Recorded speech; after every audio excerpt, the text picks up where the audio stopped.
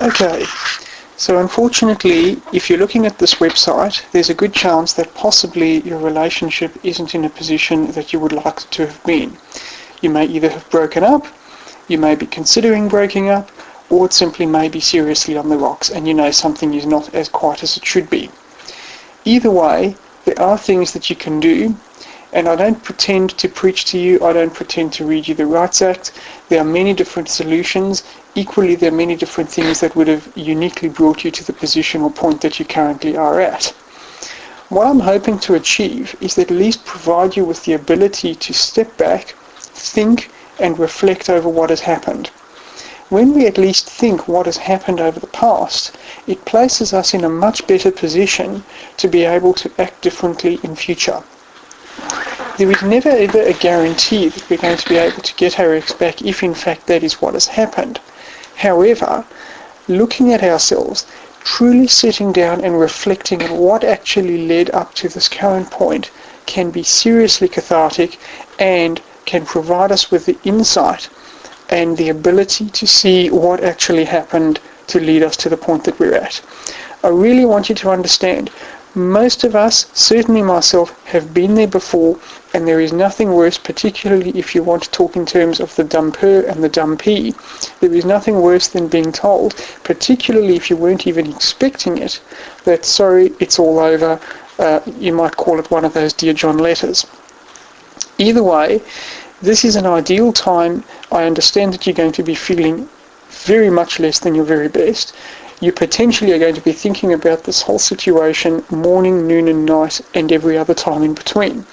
This is something that's burning on your desires, it's burning on your mind, it's really creating a problem. You feel like you virtually cannot do anything else. I understand those feelings, but we need to tackle with them in order to best approach a solution.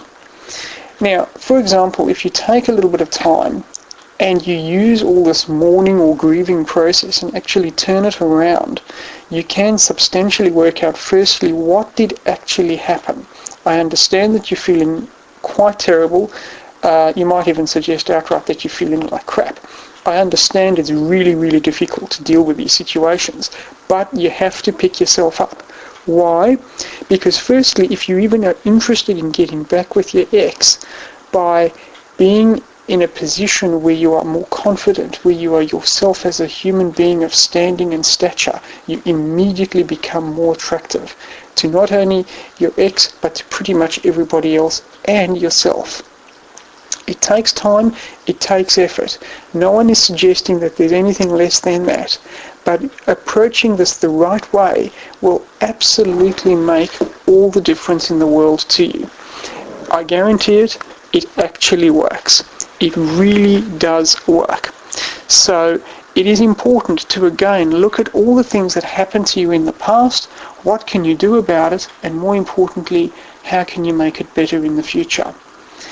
By understanding and applying the processes where you actually are rebuilding yourself, becoming more connected to yourself after you've truly reflected at what led to the breakup.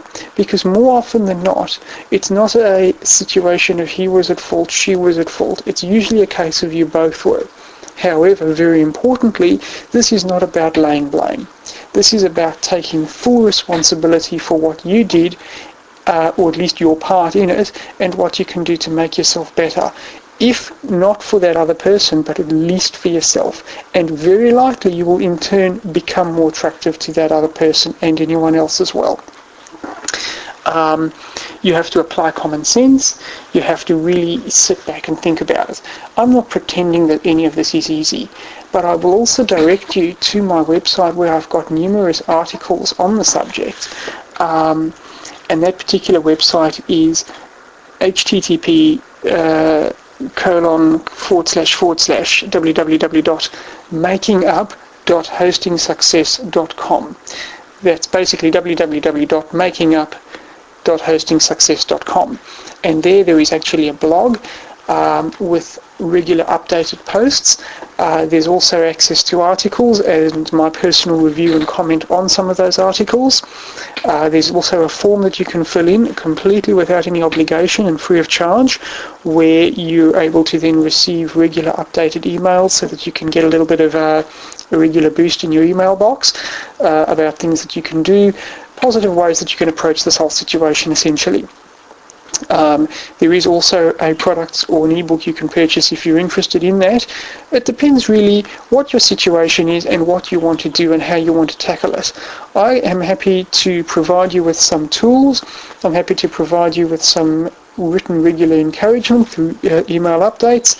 I invite you to have a look at the site.